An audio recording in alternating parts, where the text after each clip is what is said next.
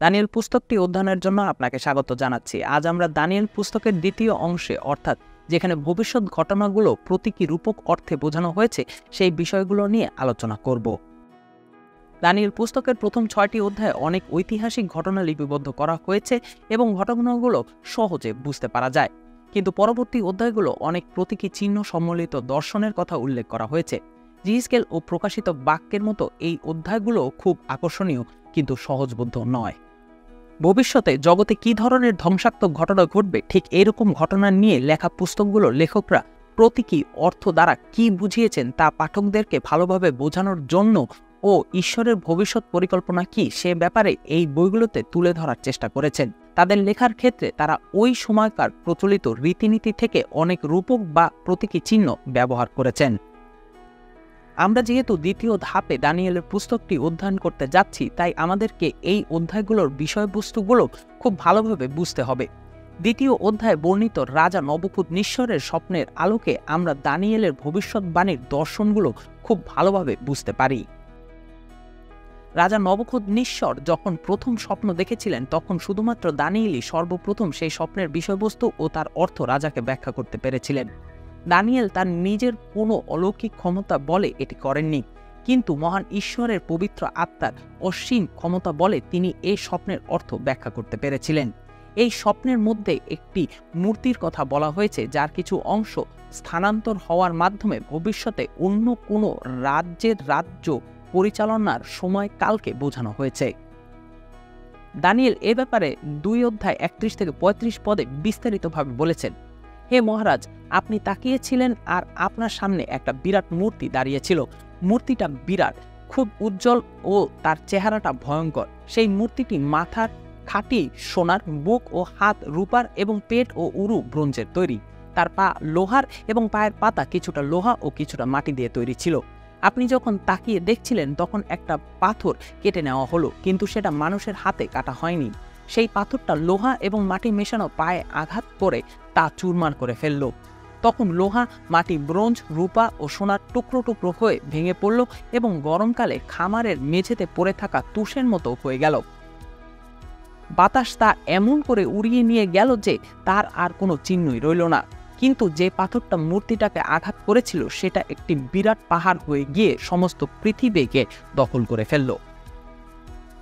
রাজার স্বপ্নের ব্যাখ্যা অনুযায়ী দানিয়েল সেই মূর্তি দ্বারা 4টি রাজ্যের ব্যাপারে ভবিষ্যৎবাণী করেছিলেন। মূর্তির সেই সোনার মাথা দ্বারা বাবিলনকে বোঝানো হয়েছে, রূপার অংশ দ্বারা পারস্য রাজ্যকে বোঝানো হয়েছে, যে রাজ্য পরবর্তীতে বাবিলনকে জয় করে নেবে। ব্রোঞ্জের অংশ দ্বারা গ্রিসকে বোঝানো হয়েছে, যে রাজ্য পরবর্তীতে পার্শ্বকে জয় করে নেবে। লোহার তৈরি পা দ্বারা রোমীয় সাম্রাজ্যকে বোঝানো হয়েছে এবং এ রাজ্য পরবর্তীতে পূর্ব ও পশ্চিম এই 2 ভাগে বিভক্ত হবে। অনেক পণ্ডিত ব্যাখ্যা করে বলে থাকেন যে পায়ের পাতা দ্বারা রোমীয় সাম্রাজ্যকেও বোঝায়। কিছু কিছু ব্যাখ্যা অনুযায়ী বলা হয়ে থাকে যে পায়ের পাতা দ্বারা দুর্বল ও বিভক্ত জাতিকে বোঝানো হয়, এবং আবার কেউ কেউ বিশ্বাস করে যে এই পায়ের পাতা দ্বারা নতুনভাবে জেগে ওঠা ও শক্তিশালী সাম্রাজ্যকে বোঝায়। এই ভবিষ্যৎবাণীপূর্ণ স্বপ্নের সবচেয়ে গুরুত্বপূর্ণ বিষয় হলো সেই পাথর যেটা মানুষের কোনো সাহায্য ছাড়াই কেটে নেওয়া হয়েছিল। সেই পাথরটা লোহা ও মাটির মেশানো পায়ে আঘাত করে তা চুরমার করে ফেলল এবং সেটা একটি বিরাট পাহাড় হয়ে গিয়ে সমস্ত পৃথিবী দখল করে ফেলল। এই ঘটনা দ্বারা স্বর্গের ঈশ্বরের এমন রাজ্যের কথা বলা হয়েছে যেটা কখনো ধ্বংস হবে না কিংবা অন্য লোকদের হাতে যাবে না।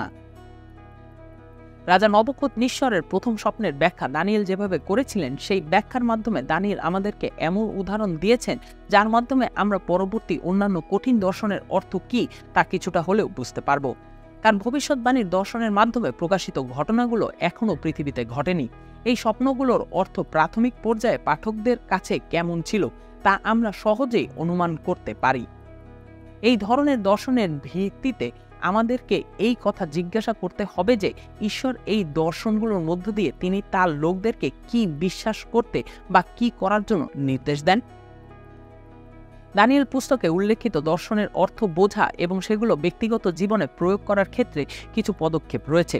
যখন আমরা সেগুলো নিয়ে কাজ করি, তখন ওই দর্শনের মধ্যে রূপক বা প্রতীক চিহ্নগুলো ভালোভাবে আমাদের বুঝতে হবে।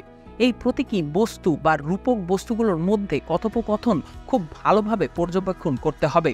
যদি বাইবেল কোনো ব্যাখ্যা দেয়া থাকে তবে ওই ব্যাখ্যাটিকেই গুরুত্ব দিতে হবে। পবিত্র আত্মার কাছে প্রার্থনা করে সাহায্য চাইতে হবে যেন এর অর্থ বুঝতে আমাদেরকে সাহায্য করেন। পবিত্র আত্মার কাছে এই বলে প্রার্থনা করতে হবে যে প্রভু এর অর্থ কি বা এর অর্থ কিভাবে আমার জীবনের সাথে প্রাসঙ্গিক তা জানতে সাহায্য করো। প্রতীকী চিহ্নগুলো অন্য কোথাও প্রদর্শিত হওয়া তার অর্থ খুঁজতে কখনোই কষ্ট হয় না। দানিয়েল 7 অধ্যায়ে দেখা যায় যে দানিয়েল একটা দর্শন দেখলেন। এই দর্শনের সুন্দর ব্যাখ্যা আমাদেরকে আবারও সেই 4টা বিরাট সাম্রাজ্যের প্রতি দৃষ্টিপাত করতে বলে। 16 থেকে 19 পদে লেখা আছে যে তখন তিনি আমাকে এই কথা বলে ওই সবের অর্থ বুঝিয়ে দিলেন। ওই 4টি বিরাট জন্তু হলো পৃথিবীর 4টি রাজ্য, কিন্তু শেষে মহান ঈশ্বরের লোকেরা কর্তৃত্ব পেয়ে চিরকাল রাজত্ব করবে। তখন আমি সেই চতুর্থ জন্তুটার অর্থ জানতে চাইলাম। এটা সেই জন্তু যে অন্য সবগুলোর চেয়ে ভিন্ন এবং ভয়ঙ্কর ছিল, যার লোহার দাঁত ও ব্রোঞ্জের নখ ছিল। যে জন্তুটা তার শিকার চুরমার করে গিলে ফেলছিল এবং বাকিটা পায়ে মারিয়েছিল। এর ব্যাখ্যা হলো চতুর্থ জন্তুটি হলো পৃথিবীর চতুর্থ রাজ্য। সেটা অন্য রাজ্যগুলোর চেয়ে আলাদা হবে এবং গোটা পৃথিবীকে মারিয়ে চুরমার করে গ্রাস করবে। 23 পদ। 24 ও 25 পদ বলা হয়েছে যে তাদের পরে আর একজন রাজা উঠবে। সে আগের রাজাদের চেয়েও অন্যরকম হবে। সে 3 জন রাজাকে হারিয়ে দেবে। মহান ঈশ্বরের বিরুদ্ধে সে কথা বলবে এবং তার লোকেদের উপরে অত্যাচার করবে। 27 পদে আমরা এমন কিছু ব্যাখ্যা পাবো যা দানিয়েলের প্রত্যেকটা দর্শনের মধ্যে পাওয়া যায়। তারপর রাজত্ব, কর্তৃত্ব ও পৃথিবীর সমস্ত রাজ্যগুলোর শক্তি মহান ঈশ্বরের লোকদের হাতে তুলে দেওয়া হবে। তাদের রাজ্য হবে চিরস্থায়ী এবং সব রাজারা তাদের সেবা করবে এবং তাদের বাধ্য হবে। দানিয়েল যে প্রতিক্রিয়ার মাধ্যমে স্বপ্নের অর্থ করেছেন সেই পদ্ধতি অনুসারে যদি আমরা এই দর্শনের দিকে তাকাই তবে আমরা বলতে পারি যে এখানে 4টা সাম্রাজ্যের কথা বলা হয়েছে। বাইবেলে সিং এর অর্থ রাজত্ব বা ক্ষমতা। এই জন্য 10টা সিং এবং একটা ছোট সিং দ্বারা ক্ষমতা বা রাজত্বকে বোঝানো হয়েছে। অনেককে চতুর্থ সাম্রাজ্য বলতে রোমীয় সাম্রাজ্যকে বুঝিয়ে থাকেন। এর ফলে ঈশ্বরের সেবাকারী লোকদের প্রতি যারা নির্যাতন করবে তাদের ব্যাপারেও ভবিষ্যৎবাণী করা হয়েছে। হয়তোবা এখানে খ্রিস্টারি বা খ্রিস্টের শত্রুর কথা বলা হয়েছে, যার কথা নতুন নিয়মে উল্লেখ রয়েছে। এই ধরনের রহস্য বুঝবার ক্ষেত্রে আমাদেরকে অনেক নম্রতায় চলতে হবে। ভবিষ্যৎবাণীতে যা কিছু বলা থাকুক না কেন, দানিয়েল 7 অধ্যায় একটি বিষয় সর্ব অবস্থায় সত্যি যে ঈশ্বরের লোকেরা সবসময় বিজয়ী হবে। ঈশ্বরের লোক হিসেবে আমরা কতটাই না আশীর্বাদ পেয়েছি, এটাই হলো বাইবেলে উল্লেখিত শেষকালীন সমস্ত ভাববাণীর মূল কথা। ঈশ্বরের লোকেরা অনেক পরীক্ষার মধ্য দিয়ে গেলেও ঈশ্বরের রাজ্যের লোকেরা শেষ পর্যন্ত জয়ী হয়ে টিকে থাকবে। আমরা শেষ সময়ের ঘটনাগুলো অধ্যয়নের সময় একটা বিষয় মনে রাখব যে সবচেয়ে প্রধান যে বিষয় সেটি অন্যান্য বিষয়ের চেয়ে সবচেয়ে বেশি গুরুত্বপূর্ণ। এখন আসুন আমরা দানিয়েলের সর্বশ্রেষ্ঠ ও সুনির্দিষ্টভাবে বলা মসিহের ব্যাপারে ভবিষ্যৎবাণীটি লক্ষ্য করি।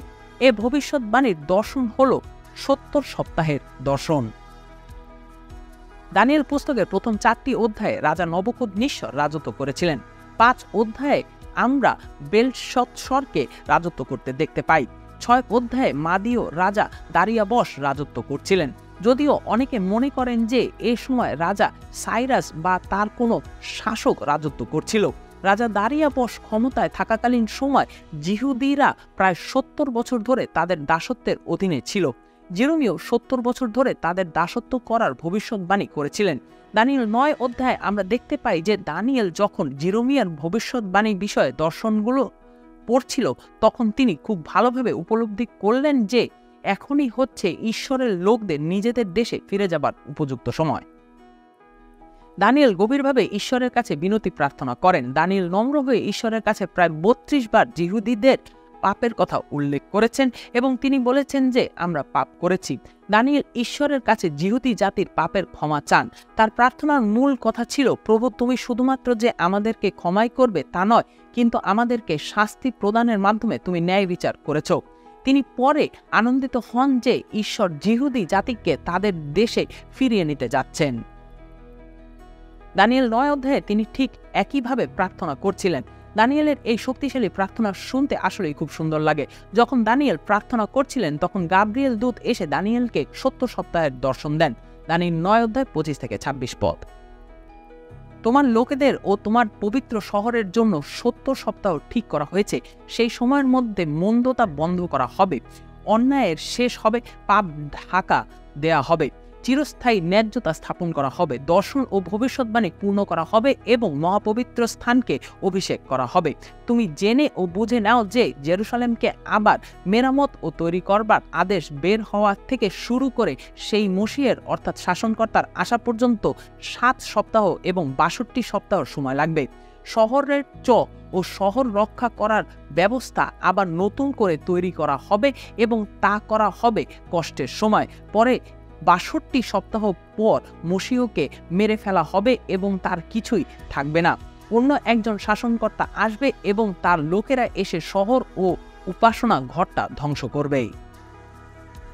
এই ভবিষ্যৎবাণীর মধ্যে সুসংবাদ হিসেবে মসিহের আগমনের দূরবর্তী কোনো পূর্বানুমান রয়েছে। মসিহের আগমনের পুরো ভবিষ্যৎবাণীটি ভালোভাবে বোঝার জন্য আমাদেরকে একটু অঙ্ক কষে প্রতীকী চিহ্নগুলোর দিকে তাকাতে হবে। বাবিলনে বন্দিদশা যেমন 70 বছর ধরে স্থায়ী হয়েছে, তেমনিভাবে বন্দিত্ব ও মসিহের আগমনের মধ্যবর্তী সময় হল 7 গুণ 70 বছর বা 490 বছর হতে চলেছে। এই বছরগুলোকে বছরের সপ্তাহ দিয়ে ভাগ করা হয়। 70কে 70 দিয়ে গুণ করলে 490 পাবে। বছরের এই সপ্তাহগুলোকে 7 সপ্তাহ, 62 সপ্তাহ এবং 1 সপ্তাহে ভাগ করা হয়েছে। শেষ সপ্তাহের মাঝামাঝি সময় অভিষিক্ত ব্যক্তি যিনি আসবেন তাকে মেরে ফেলা হবে। যদি এই সব বিষয়গুলো একত্রিত করা হয় তবে আমরা মসিহের একটি সুনির্দিষ্ট ভবিষ্যৎবাণী লক্ষ্য করতে পারি। এই ভবিষ্যৎবাণীর সময়কাল শুরু হতে হবে যখন সাইরাস এই আদেশ জারি করবেন যে লোকেরা জেরুসালেমে পুনর্নির্মাণের জন্য নিজ ভূমিতে ফিরে যেতে পারবে। তাদের ফিরে যাবার এই সময়কাল ছিল 457 খ্রিস্টপূর্বাব্দ। আপনি যদি 62 সপ্তাহের সাথে 7 যোগ করেন এবং 7 দিয়ে সেটিকে গুণ করেন তাহলে আপনি পাবেন 483 বছর। আপনি যদি 457 খ্রিস্টপূর্বের সাথে 483 যোগ করেন তাহলে আপনি 26 খ্রিস্টাব্দ বছরটি পাবেন, যে সময় যিশু তার পরিচর্যার কাজ শুরু করেছিলেন। তারপর প্রায় 7 বছর সময় অতিবাহিত হবে এবং এই 7 বছরের মাঝামাঝি সময় খ্রিস্টের মৃত্যু হবে। পণ্ডিতেরা বলে থাকেন যে 26 খ্রিস্টাব্দের পরে 3.5 বছর অতিবাহিত হলে প্রভু যীশু খ্রিস্ট ক্রুশে মৃত্যুবরণ করেছিলেন। আমরা মনে করি যীশু খ্রিস্টের সময়কাল সম্পর্কে আমাদের যে অনুমান তা মসীহ সম্পর্কিত ভবিষ্যৎবাণীর মতো পুরোপুরি সঠিক হয়েছে। দানিয়েলের এই ভবিষ্যৎবাণীগুলোর অর্থ খুঁজে পাওয়া কঠিন, তাই বিস্তারিত পড়তে গিয়ে মূল উদ্দেশ্য হারিয়ে ফেললে হবে না। প্রকৃত সত্য উদ্ঘাটনের চেষ্টা করতে হবে। প্রথমে দর্শনের সারমর্ম বোঝার চেষ্টা করুন এবং তারপরে আপনার বুদ্ধিমত্তা ব্যবহার করে আস্তে আস্তে বুঝবার চেষ্টা করুন। তাই আপনাকে প্রথমে এই প্রশ্নের উত্তর দিতে হবে, তা হলো অপেক্ষা করার সময় আমরা কিসে বিশ্বাস করা উচিত, কেমন বিশ্বাসী হওয়া উচিত এবং কি করা উচিত। 70 সপ্তাহের দর্শন থেকে একটা বিষয় খুব পরিষ্কারভাবে আমরা বুঝতে পারি যে আমাদের মসীহ পুনরায় ফিরে আসবেন এবং তিনি তার রাজ্য প্রতিষ্ঠা করবেন। সর্বোপরি এই নশ্বর পৃথিবীর অনেক কষ্ট দুঃখের মাঝেও আমরা জানি যে ভবিষ্যতে অনেক কিছু ঘটলেও আমরা শেষ পর্যন্ত জয়ী হব। এই ভবিষ্যৎবাণী তাদের জন্য খুবই আনন্দের যারা যিহুদীদের বন্দিদশার মতো অনেক কঠিন সময়ের মধ্য দিয়ে কাটাচ্ছেন। মনে রাখবেন, ছোট বড় সমস্ত ঘটনার মধ্যে থেকেও ঈশ্বরের হাত আপনার উপরে রয়েছে এবং এই হাত আপনাকে রক্ষা করবে। যদি আপনি ব্যক্তিগত জীবনে বা সামাজিকভাবে কোনো কষ্টের মধ্যে থাকেন তবে মনে রাখবেন যিহুদীদের বন্দিদশা থেকেও ঈশ্বর তাদেরকে রক্ষা করেছিলেন এবং তিনি কখনোই তাদেরকে ত্যাগ করেননি। আমাদের জন্য সুসংবাদ রয়েছে, ঈশ্বর মন্দের উপরে জয়লাভ করবেন, ঈশ্বর শয়তানকে ধ্বংস করে জয়ী হবেন, ঈশ্বরের রাজ্য সবচেয়ে বেশি গুরুত্ব পাবে, ন্যায় বিচার প্রতিষ্ঠিত হবে, লোকেরা ন্যায় বিচার পাবে এবং দয়ার রাজ্য প্রতিষ্ঠিত হবে। পরিশেষে আমরা এটি মনে রাখবো যে দানিয়েল পুস্তকে যত দর্শন বা ভবিষ্যৎবাণী বলা হয়েছে তার দ্বারা ঈশ্বর আমাদেরকে এটাই বোঝাতে চান যে এই কষ্টের জগৎ তিনি একদিন শেষ করবেন এবং নতুন পৃথিবী তৈরি করবেন। এ ব্যাপারে কোনো সন্দেহ নেই। পরিশেষে ঈশ্বরই জয়লাভ করবেন। যে কোনো বিষয়ে ঈশ্বরের সিদ্ধান্তকে বেছে নেওয়াই হলো প্রকৃত সিদ্ধান্ত। সবশেষে এর কথা বলা যায় যে এই পুস্তকে লিখিত সমস্ত ভবিষ্যৎবাণীর অর্থ বোঝা সবচেয়ে বড় বিষয় নয়, কিন্তু ঈশ্বরের একজন ব্যক্তিগত শিষ্য হয়ে তার পুত্রের উপর বিশ্বাস স্থাপন করে তার রাজ্যের অধিকারী হওয়াই হলো মূল বিষয়। এখান থেকেই মন স্থির করেন যে ঈশ্বরের শেষ বিজয়ে আপনিও একজন অংশীদার হবেন এবং দানিয়েলের মতো বিনতি প্রার্থনার মাধ্যমে ঈশ্বরের পুত্রর দ্বিতীয় আগমনের মধ্য দিয়ে তার বিজয়ী রাজ্যের অধিকারী হবেন।